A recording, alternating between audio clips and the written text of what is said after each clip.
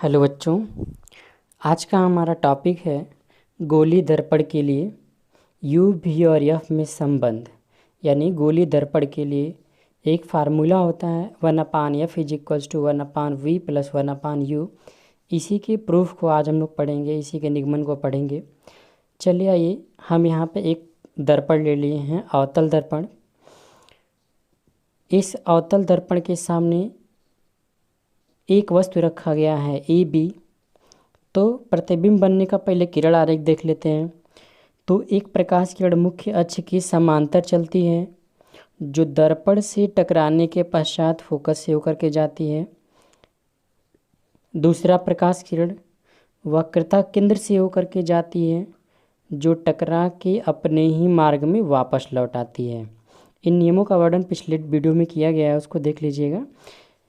तो लौटते समय दोनों प्रकाश किरणें एक दूसरे को जिस बिंदु पे काटती हैं, ये वापस आ रहा है और ये वापस आ रहा है, दोनों एक दूसरे को कहाँ पे काट रहे हैं? बिंदु बी डैश पे काट रहे हैं।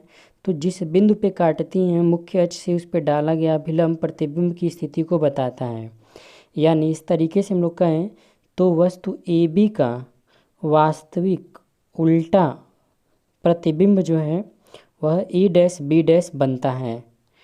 बाकी बिंदु एम से अभिलंब डाल लिया गया मुख्य अक्ष पे, मान लेते हैं अभिलंब यमयन है।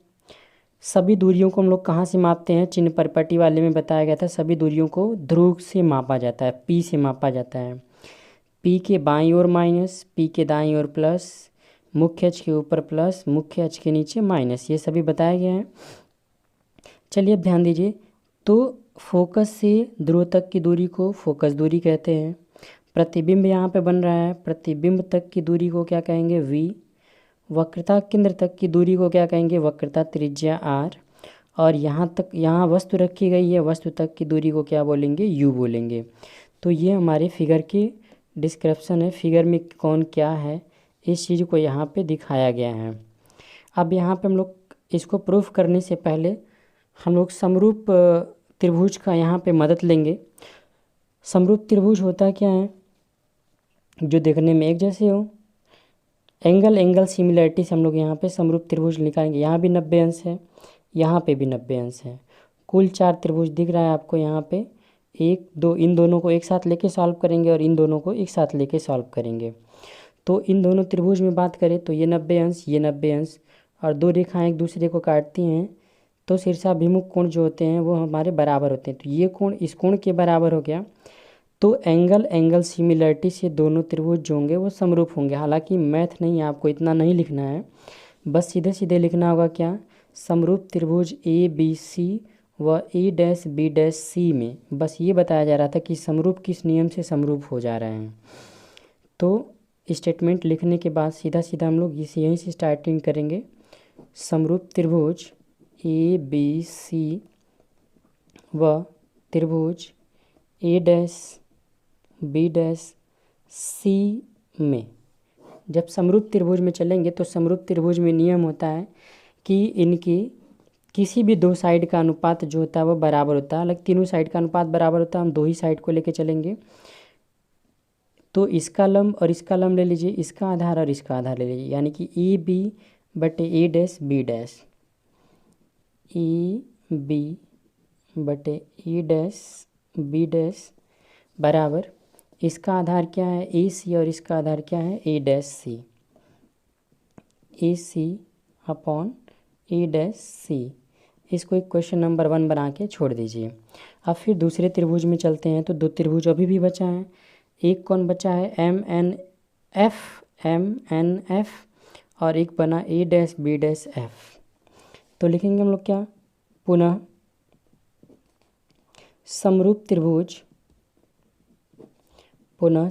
त्रिभुज एम एन एफ व त्रिभुज ए डैश बी डैश एफ में जब इस त्रिभुज में चला जाएगा तो सेम वही नियम, इसका लंब क्या है? यम एन, इसका क्या है? ए डैश बी डैश। तो लिखेंगे क्या?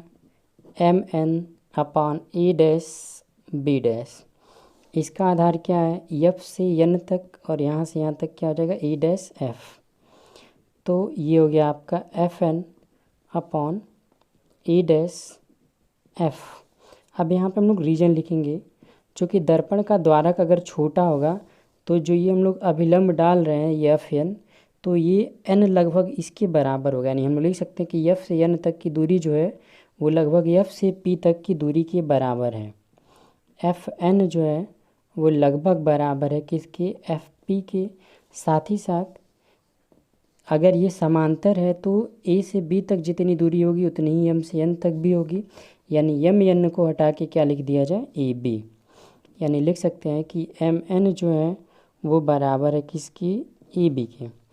तब यहाँ पे परिवर्तन कर दीजिए, एम एन को हटा के लिखा जाएगा A B upon E dash B dash. F N को हटा के क्या लिखा जा रहा है, एफ पी अपॉन नीचे का आप ऐसे रहने दीजिए ए डैश एफ। इसको बना लेंगे समीकरण नंबर 2।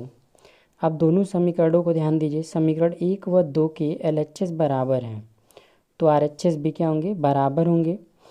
यानी लिखेंगे समीकरण 1 व 2 से, समीकरण 1 व 2 से, समीकरण 1 व 2 से चलेंगे तो दोनों के RHS को इक्वल करेंगे। एक का RHS है ए सी अपॉन ए डैश सी, दूसरे का RHS है एफ पी अपॉन ए डैश एफ। अब ए से सी तक का मान रखने से पहले हम लोग यहाँ पे सेटिंग कर लेते हैं। ए से सी तक को क्या लिख सकते हैं, नहीं पता है। इसको हम लोग पहले ए से सी तक नहीं पता है तो एक काम करते हैं, ए से पी तक में से सी पी को घटा देंगे तब ए सी निकल जाएगा। यानी ए सी को हम लोग लिखेंगे A P minus C P. A C को क्या लिखेंगे, A P minus C P. इसी तरीके से ए डैश सी की बात करें, फिगर में देखिए ए डैश सी केवल इतनी दूरी चाहिए तो सी से पी तक नाप के इतना घटा देते हैं। यानी C P minus A dash P, C P minus A dash P. ऐसा क्यों कर रहे हैं, क्योंकि नियम होता है सभी दूरियों को हमको कहाँ से नापना होता है, ध्रुव से ही, पी से ही नापना होता है। एफ पी को आप एफ पी ही रहने दीजिए, ए डैश एफ को बदलना पड़ेगा। ए डैश एफ को हम लोग ए डैश पी में से एफ पी को घटा देते हैं, ए डैश पी में से एफ पी को घटा देते हैं। इस लाइन को 2-3 बार ध्यान से देख लीजिएगा क्योंकि यही लाइन जो है मेन है। अब इसके बाद से आप चिन्ह सहित मान रख दीजिए। चिन्ह सहित मान रखने पर, चिन्ह सहित मान रखा जाएगा तो सभी के सभी दर्पण के बाईं ओर हैं, तो दर्पण के बाईं ओर सभी मान जो होते हैं वो ऋणात्मक होते हैं। यानी जितने भी हैं वे सभी के सभी माइनस होंगे। ए से सी तक कितना है, यू है, तो ए से पी तक का जो मान होगा माइनस यू। सी से पी तक का कितना होगा, तो देख लेते हैं सी से पी तक, सी से पी तक का दूरी कितना है, आर। तो ये हो जाएगा आपका माइनस आर। यहाँ भी सी पी है तो इसकी जगह पे भी minus R. A dash P, figure में आते हैं, ई डैश पी और ई डैश पी जो है प्रतिबिंब तक की दूरी है, ये बनेगा आपका माइनस वी। माइनस वी हो गया। अब बचा क्या, एफ पी। तो एफ से पी तक की दूरी देखिए, एफ से पी तक की दूरी फोकस दूरी है, इसको लिखेंगे हम लोग एफ। ये हो जाएगा एफ अपॉन ए डैश पी। तो ए डैश पी प्रतिबिंब तक की दूरी वी रहेगा माइनस एफ पी की जगह पे माइनस एफ। अब यहाँ पे सॉल्व करते चलते हैं और चूँकि आर इज इक्वल्स टू क्या होता है, 2f, तो जहाँ जहाँ आर होगा वहाँ वहाँ 2f लिख करके मॉडिफिकेशन करते चलेंगे। ये हो गया हमारा minus you, minus minus plus हो जाएगा और आर को हटा के कितना लिखेंगे, 2f अपॉन इसकी जगह पे लिखा जाएगा 2f minus minus plus v is equals to minus F upon minus V plus F. यहीं से आप क्रॉस मल्टीप्लाई कर लीजिए। इसका इसके साथ गुणा होगा तो प्लस यू वी, इसका इसके साथ होगा माइनस यू एफ, इसका इसके साथ होगा माइनस 2 एफ वी, इसका इसके साथ होगा 2 F square is equals to, इसका इसके साथ होगा तो प्लस हो जाएगा 2 एफ स्क्वायर, फिर इसका इसके साथ होगा तो माइनस एफ वी। अब यहाँ से 2 एफ स्क्वायर से 2 एफ स्क्वायर कट गया। बाकी अब सबको सॉल्व कर लेते हैं। तो माइनस वाले को छोड़ के, सॉरी प्लस वाले को छोड़ के बाकी सबको ट्रांसफ़र कर लेते हैं। ये माइनस 2 एफ है, बराबर के उधर जाएगा तो प्लस 2 एफ भी, और यहाँ से क्या माइनस एफ वी। ये यू एफ माइनस में है, साइड चेंज कर लेंगे, प्लस यू एफ हो जाएगा। 2 में से 1 माइनस हो जाएगा तो ये बच जाएगा F V plus U V. अब हम लोग यहाँ पे क्या करते हैं, यू वी एफ से भाग कर लेते हैं।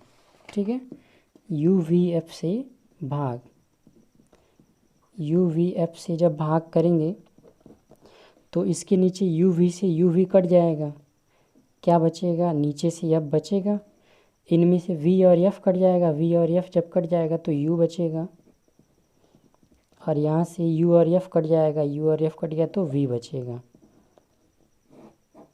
यही हमारा संबंध होता है दर्पण के लिए, यू वी और एफ में यही संबंध होता है।